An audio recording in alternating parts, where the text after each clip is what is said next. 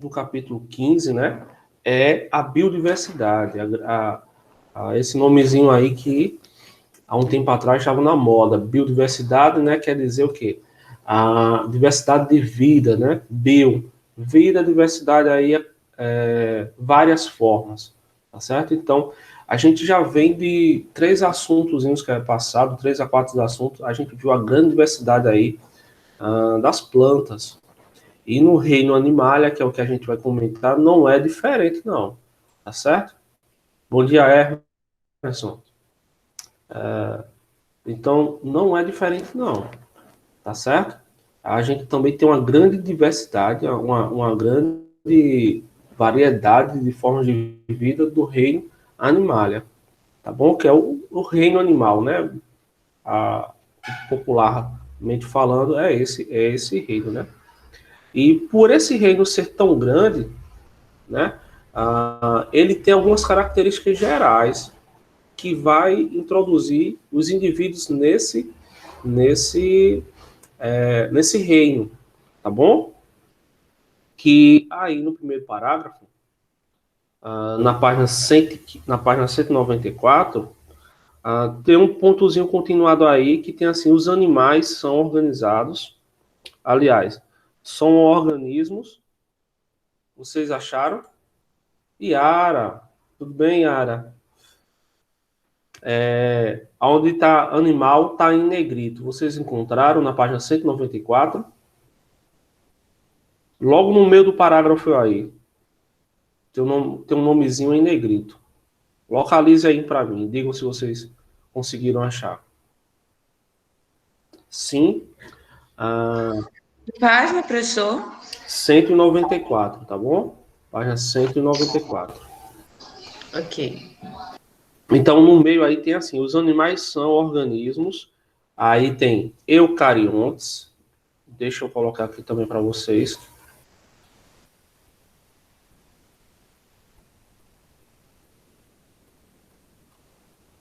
Para ficar mais fácil a visualização.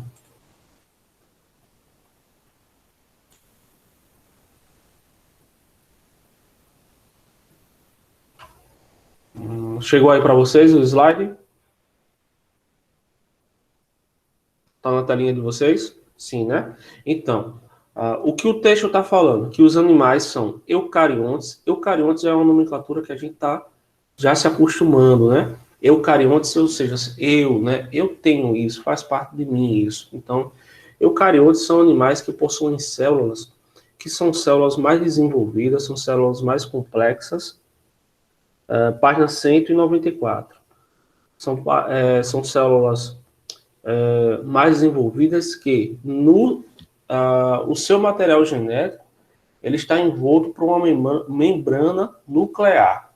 De uma forma mais simples de a gente estar dizendo o que significa eucariontes, são células que possuem núcleos definidos, ou seja, o seu núcleo ele tem a membrana nuclear e que para proteger e envolver o material genético da célula, tá certo? São células mais complexas, mais evoluídas, diferentemente das células procariontes, que são células primitivas, mais simples, que o seu núcleo ele não possui essa membrana, aliás, ele não possui núcleo, né?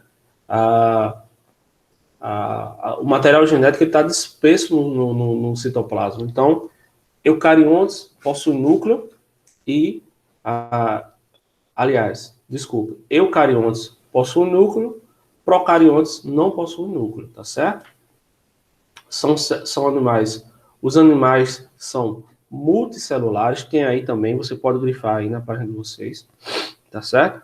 Multicelulares, grande quantidade de células, certo? Não vai existir um animal com uma célula só. Eu até tenho um animal que a base dele foi uma base onde foram se ajuntando, né, uma colônia de células, aliás, de seres vivos unicelulares, que, passada a evolução, formou um animal multicelular, tá certo? Mas eu não tenho um animal só, unicelular, tá bom? Então, Essas são as características gerais, tá certo? Dos seres que fazem parte do reino animal. E também eles são heterótrofos. Heterótrofo também é uma nomenclatura que a gente está se acostumando com ela. Heterótrofos são aqueles animais que, aliás, é aquele indivíduo, aquele ser vivo que necessita do meio externo para estar contraindo alimento para si. Então, são seres, mais simplesmente falando agora, simplificando, heterótrofos são seres que não produzem seu próprio alimento. Os seres que produzem seu próprio alimento são os autótrofos, tá bom? Como as plantas. Pessoal, até aí tranquilo, né? Facinho da gente estar compreendendo isso. Não é isso? Então, olha só. Se a gente pensar nessas características gerais dos seres que pertencem ao reino animal, a gente vai ver que a gente vai elencar aqui um monte de gente aí, né, dentro desse reino aí, né? E das mais diversas formas e tipos, tá certo? Que a gente pode pensar. Então, para que aí isso não fique tudo desorganizado, eles foram separados em grupos. Eu não sei se vocês estão lembrados que no início do ano, quando a gente foi para...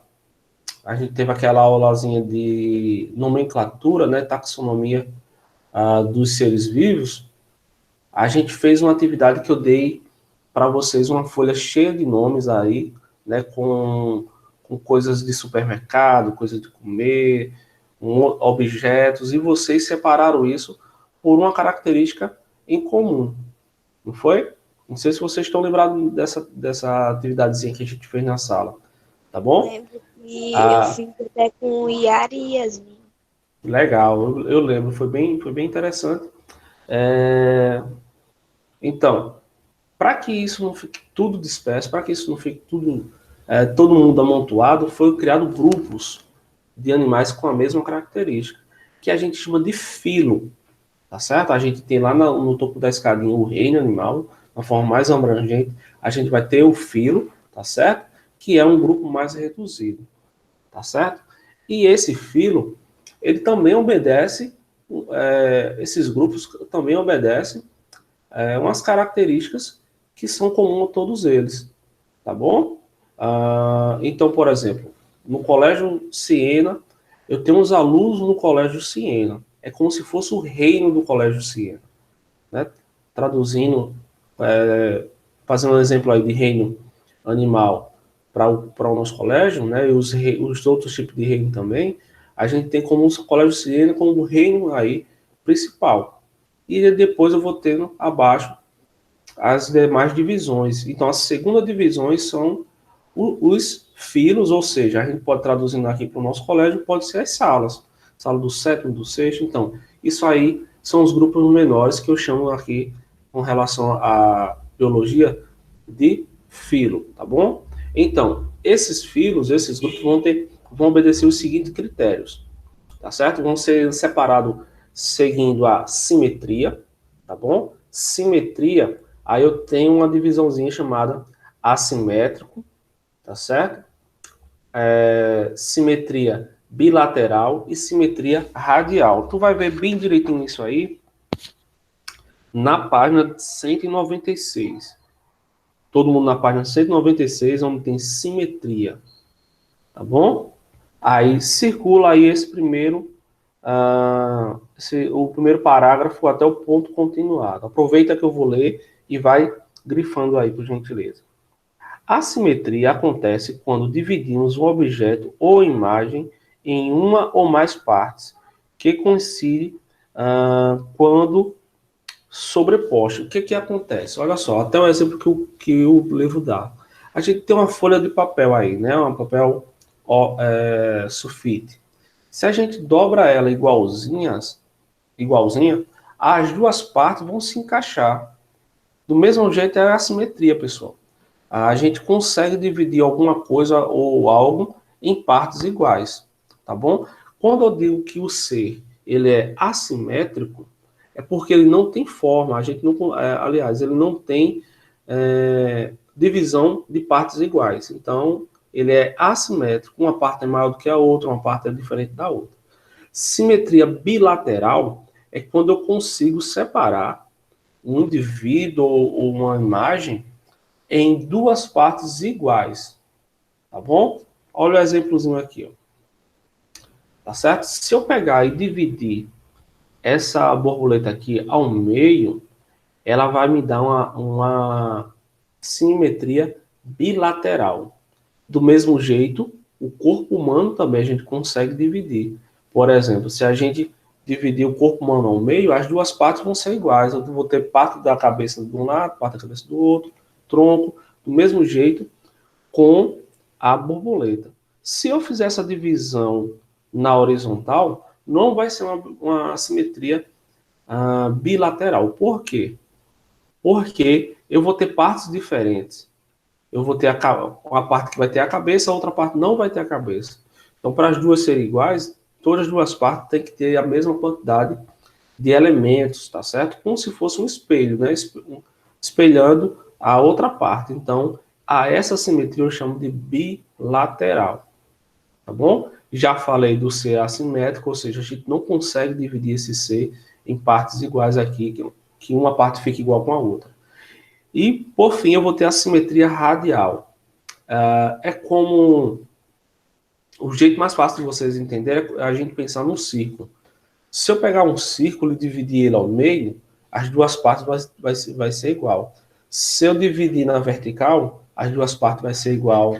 Na transversal também vai ser igual, ou seja, é quando a gente consegue dividir um indivíduo, e não importa como a gente divida ele vai ter partes iguais. Então, a estrela do mar aqui, se a gente olhar, se a gente dividir ao meio, elas vai ter partes iguais. Se eu dividir na horizontal, vai ter uma similaridade. Só que a melhor forma seria o quê?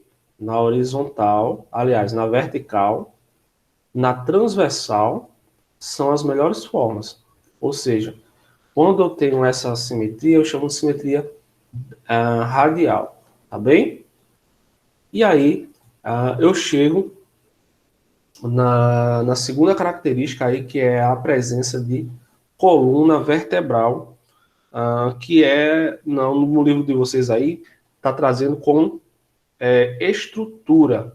Ou seja, tudo isso aqui que eu estou vendo são elementos que eu vou separar os filos, que eu vou separar esses grupos de animais. Então, vai ter animais que vão ter assimetria bilateral. Então, todos animais que tiverem assimetria bilateral vão ser aquele filo.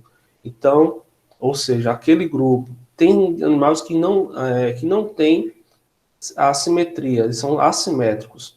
Então, já é outro grupo, outro filo. Tá dando para entender até aí? Do mesmo jeito, é a presença de coluna vertebral.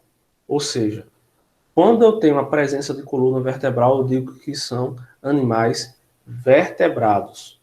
Quando eu não tenho, eu chamo de animais invertebrados, tá bom? E aí, você tem aí no livro de vocês, na página 196, a estrutura.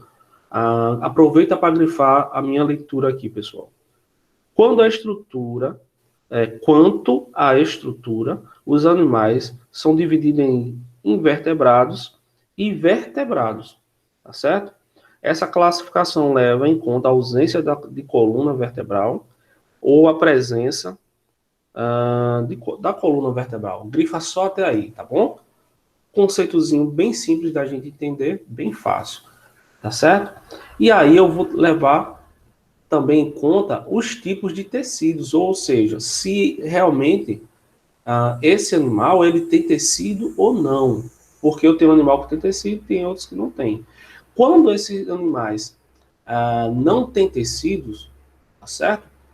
Tecidos verdadeiros, como a gente chama na ciência, a gente chama ele de parazoário, que é o que vocês estão vendo aí. Quando eu tenho um indivíduo, quando eu tenho um animal que ele tem tecido verdadeiro, eu chamo de eumatozoário. Ou seja, lembra de você, ó. Eumetazoário, tá certo? Então, você tem isso. Ou seja, você tem tecido verdadeiro.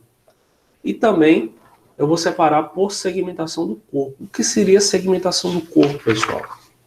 Segmentação do corpo está na página 198 também, tá certo? Onde tem assim, segmentação do corpo ou metameria.